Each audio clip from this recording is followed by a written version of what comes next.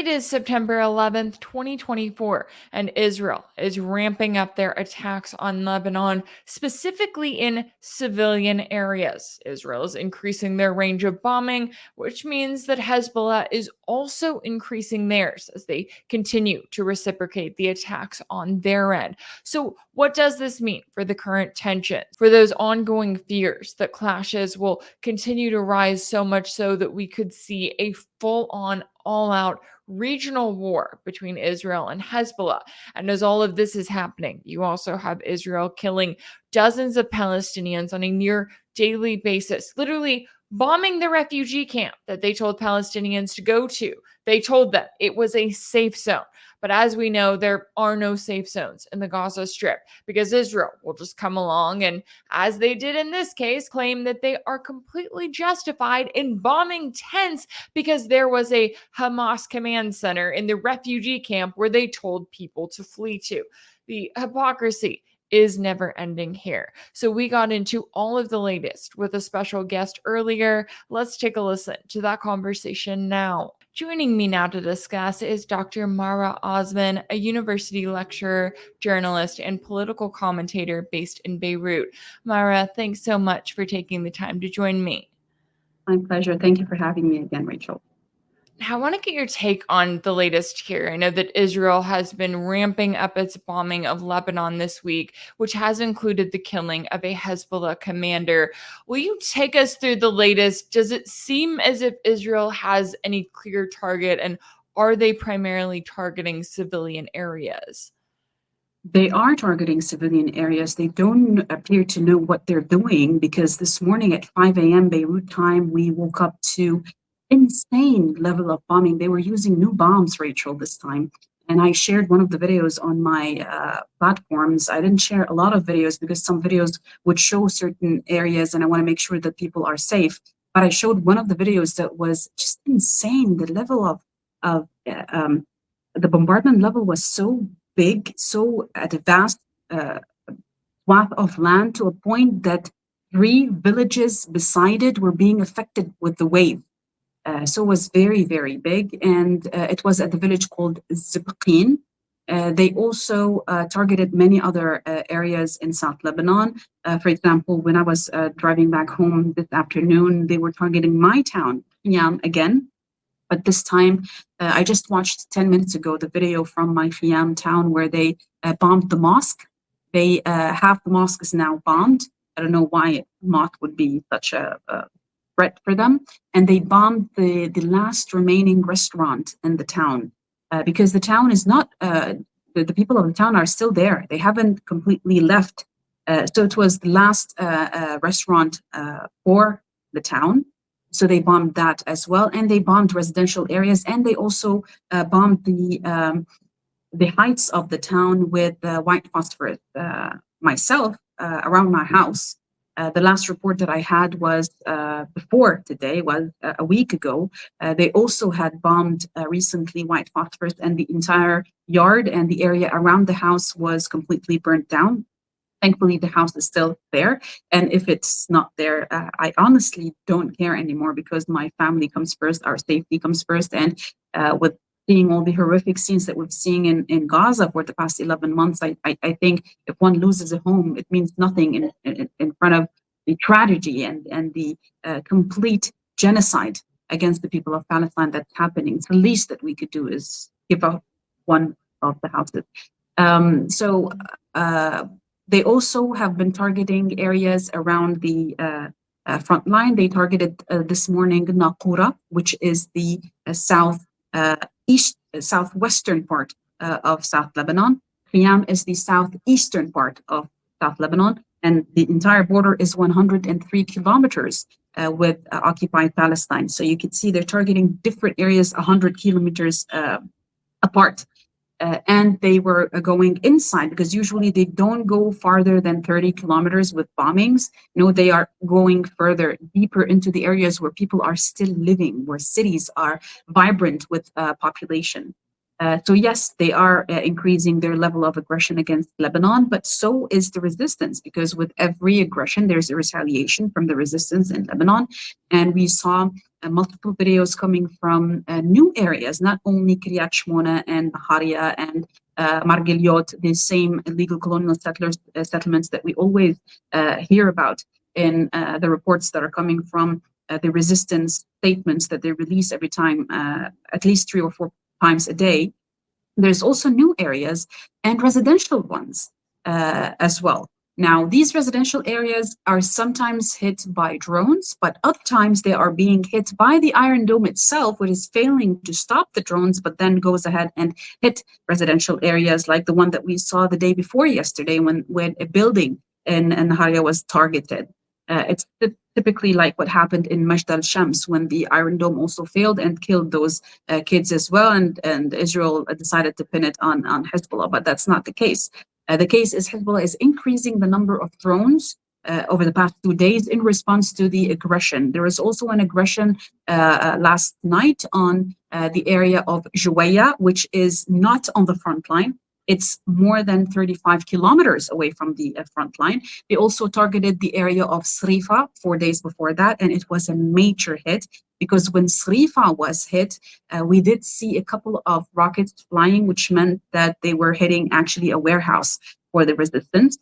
But other than that time, all the other times were actually residential areas and civilian areas. And going back to the Srifa one, when they did hit a warehouse, the next day there was the firefighters of the area, civil defense firefighters, who were trying to put out the fire that came out of this huge bombardment. They were hit again and they killed them. They killed 3 firefighters. Their names are Abbas, Qasim, and if I'm not mistaken, Muhammad. It was Muhammad, Abbas, and Qasim. 3 people who were hit, and there were 2 other injured. These 3 people were killed. They are martyrs. They were just doing their job, putting out the fire. So we see again Israel targeting people, civilians, residential areas with impunity. I mean, no one is holding them back, so why wouldn't they? The issue here right now is, what will this escalation result into? Will we see we're not going to see a full-fledged war. That's, to be honest, how I see it. But will we see it expanding further away from the front line? That's the big question, Rachel, because as long as they are moving away from the front line, it is giving pretext for the resistance to also move away from the front line, to also start targeting illegal colonial settlements inside the Israeli-controlled territory, which is also, it's being reciprocal. I mean, when they target villages and towns that are 30 or 40 kilometers away from the border, Hezbollah does exactly the same.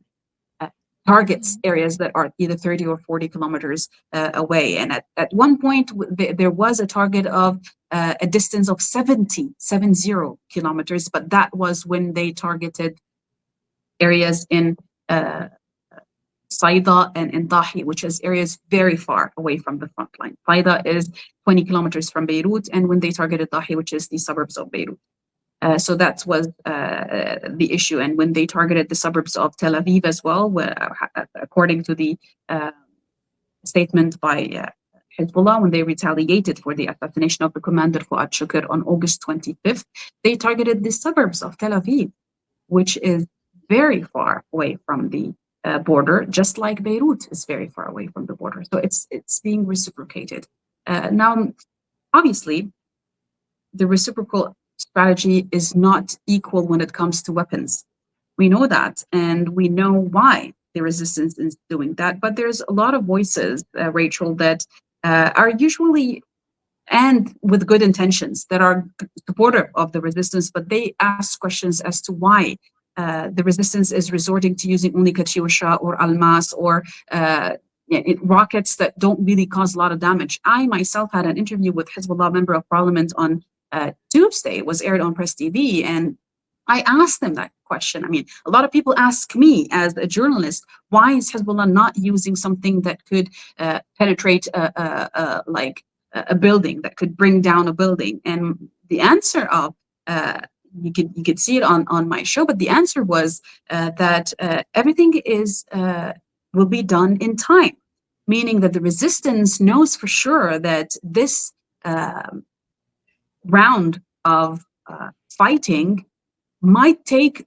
many more months to end, which means that if the resistance starts using weapons that are strategic weapons, it means that it is putting more cards on the table, and they don't want to do this at the moment. At the moment, the weapons that they have are doing the job, are satisfying the resistance because they are putting some sort of a deterrence equation against Zionist Israel.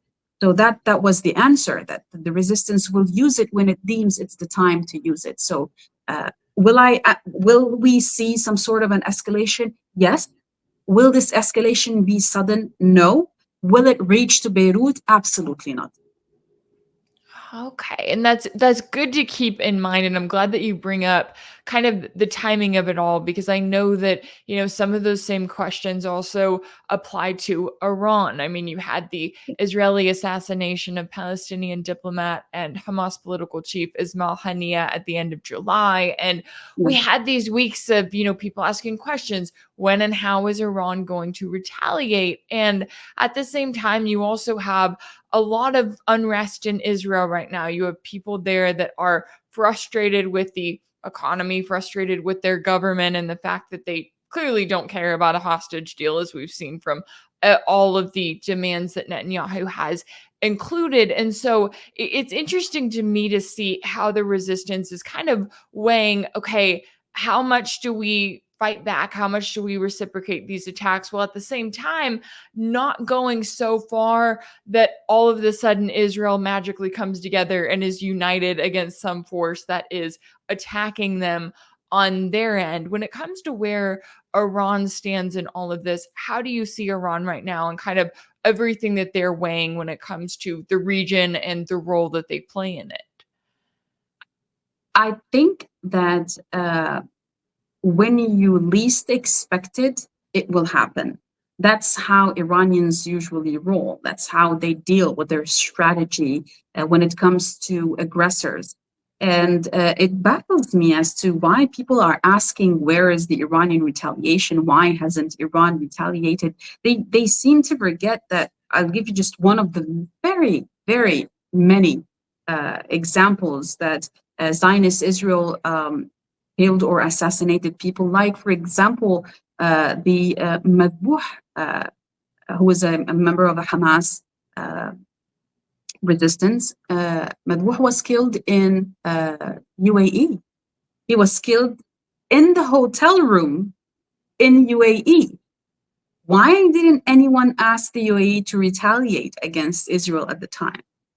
Why didn't anyone ask, where is the retaliation of the UAE? Because the answer is simple, because the UAE is friends. Despite the fact that this happened many, many years ago, that's before the normalization process, before the Abraham Accords happened between the United Arab Emirates and the Zionist entity. When supposedly the UAE was in an animosity relationship with the Zionist entity, no relations, zero economic relations, no diplomatic relations. Why did anyone question this? Why is it that we're questioning Iran? Now, yes, as Iranians, if I were an Iranian, I would question my government because there was an aggression that happened on my soul. But as a Lebanese, I was waiting for the retaliation of my people, of my resistance. Why would someone living in the US care if Iran retaliates against an aggression that happened on its own soil or not?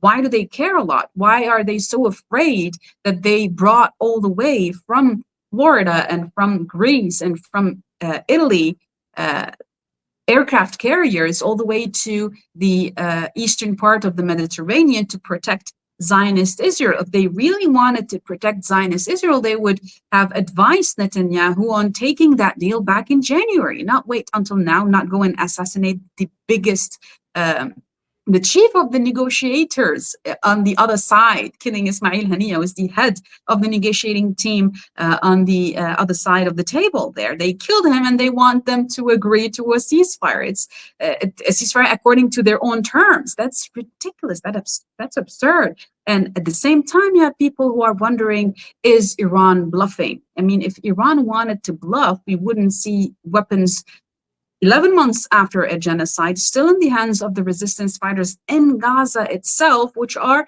either made in Syria or made in Iran and delivered by Iran to the Palestinian resistance. The same thing in Lebanon. I mean, people think that if weapons or missiles were not fired from Iranian soil, that Iran is not retaliating. I beg to differ.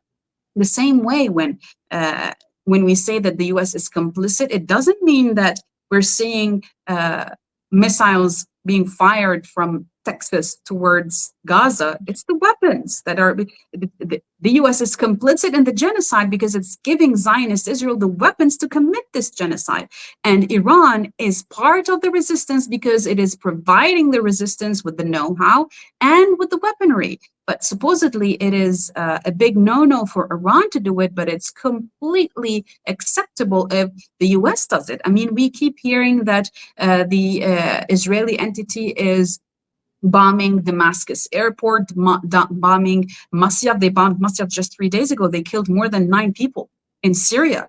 And they justify it by saying, well, they're providing weapons to Hezbollah, or they're providing weapons to the Palestinian resistance. Does this make any military base in the area or any aircraft carrier for the United States a legitimate target for the resistance because they are actively providing the weapons for the Zionist entity to continue committing this genocide against the Palestinian people?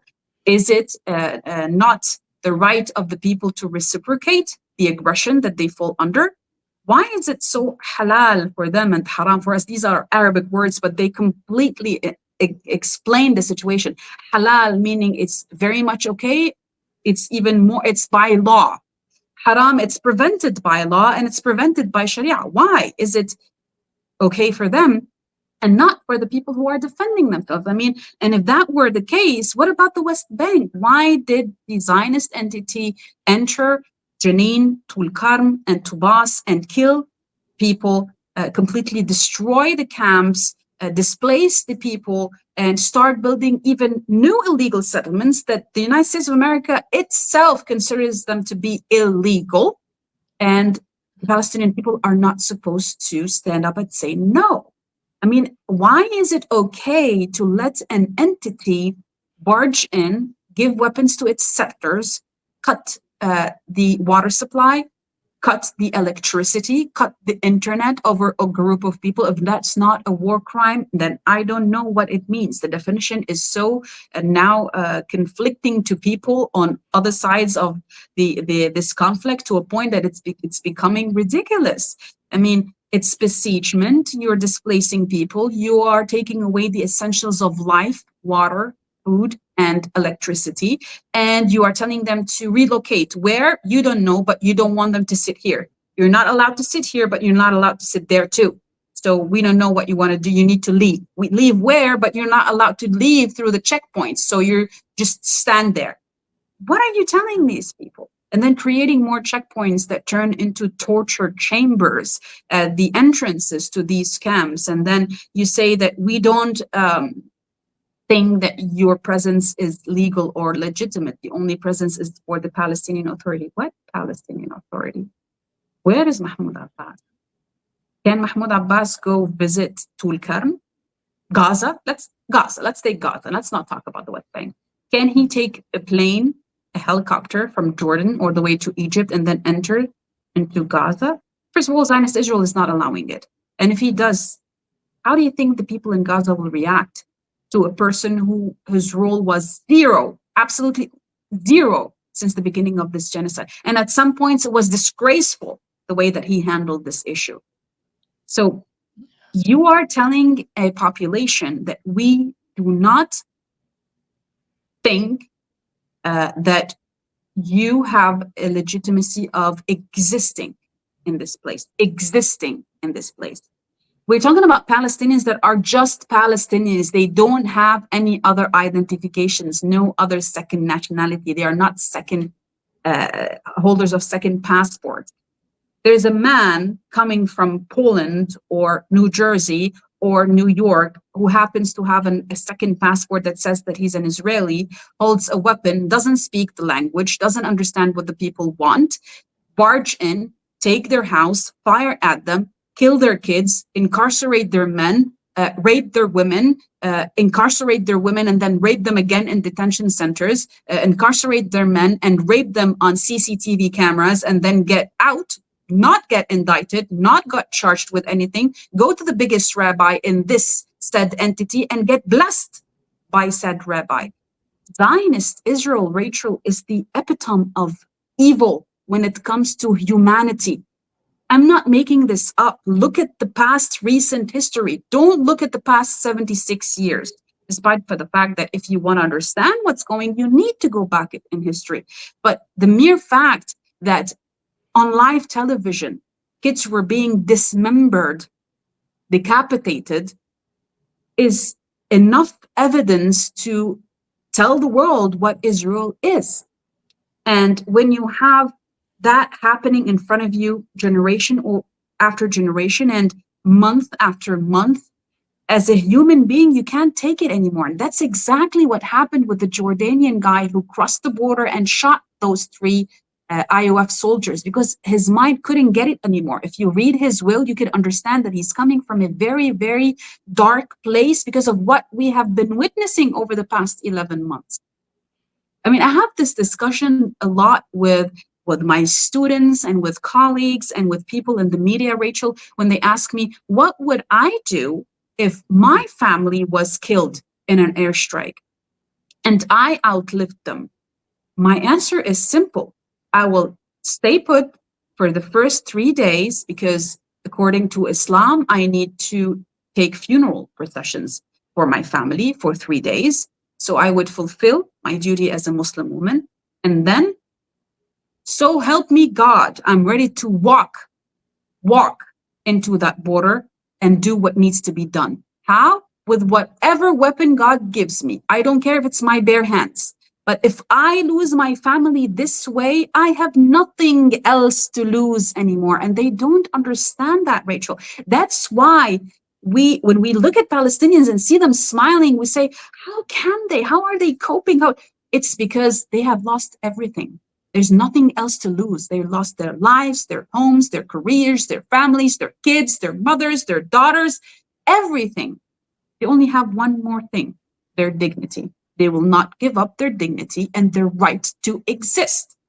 You want to keep killing us? We don't want to keep resisting.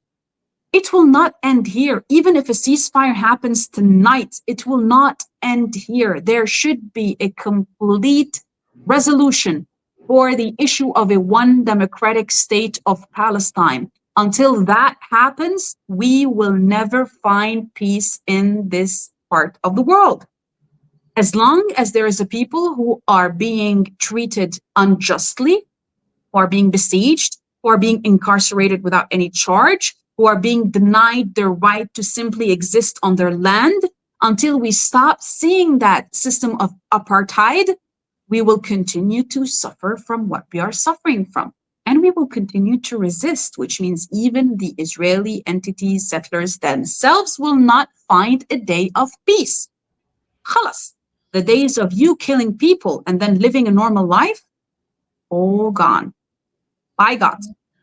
You will feel whatever the people that you are aggressors again are feeling. Even if it's not equal, but you will feel it. You have been incarcerating for the past 76 years, hundreds of thousands of people.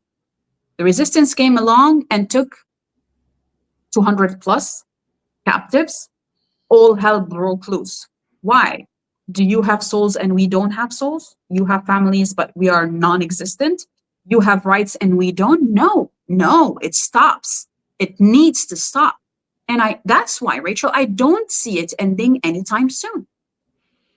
Yeah, that was an excellent breakdown there. And I think when it comes to, the use of the term genocide, right? When we talk about that this is a genocide, it's a reminder that this isn't just, clashes back and forth. This isn't even Israel targeting a defenseless people that cannot respond. It's about this overall goal of wiping out the Palestinians, of taking them off of their land. And this has been going on for decades. And I know that we're getting up close to the 1 year point of at least the current phase of this genocide. And you still see Israeli officials with these statements that they make, with the rhetoric, the intent is there, right? Sometimes that's the hardest thing to prove.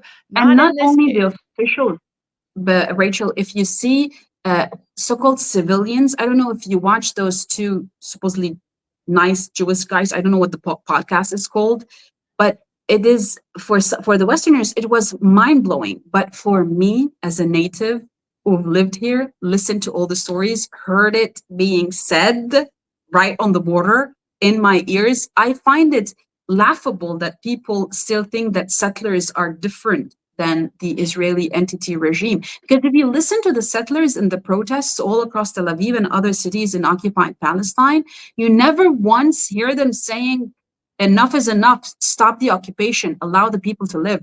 They say, seal the deal, bring back the hostages. They never say, stop the war. They don't care. They don't care. And if someone tells you that the protests are a way to a ceasefire, they are liars and they are delusional, because they don't understand the actual fabric of the society of the Israeli entity settler society. These people don't care if Palestinians completely perish, if they are annihilated from their land. They only care for their captives. Why then shouldn't I only care for my detainees? Why then I shouldn't only care for the safety of my family? Why should I always be asked whether or not I condemn the acts of resistance? Heck no, I completely condone, support, stand by, and ready to give for the resistance. Why? Because it's the only means that's protecting me and my family. Have we not had this kind of resistance? Do you have any doubt that Israel would have killed me and my family right here in Beirut? They've been doing this all the time. I mean, and you know what the evidence is? The evidence is the way that they were assassinating people right here in Beirut.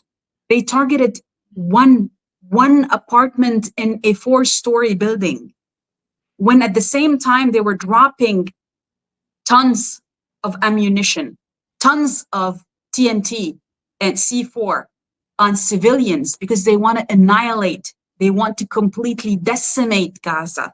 They can't do it in Lebanon because they know that the resistance has the right weaponry to cause the same amount of damage. They are deterred. But in Gaza, they are not really deterred, because the capacity of the resistance is somewhat, its size is somewhat negotiable when we compare it to that of Hezbollah. Gaza is 360 square kilometers. Only the area that Hezbollah is fighting from is at least 6 times bigger than Gaza. We're not talking about the rest of the country. So there are a lot of variables. Had it not been for the resistance, what would stop Israel from invading us and reaching all the way to Beirut? You think we have an army to protect? We don't have an army in Lebanon. We don't have an army. They just stand on checkpoints. And it breaks my heart to say this, but this is the reality, because these are people, these are young men who belong to the same nation that I belong to. I love them, I respect them, I have loyalty towards them, but they don't have the capability to stand in the face of Israel. In 2006, you know what Zionist Israel did on the first week of the war? They took their airplanes and they started flying over the military school of the Lebanese army. They bombarded it and killed more than 100. They were sleeping in their beds.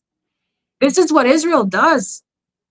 No one cares. This is what Israel has been doing for the past 12 years in Syria. No one cares. Why should I care about what happens to them?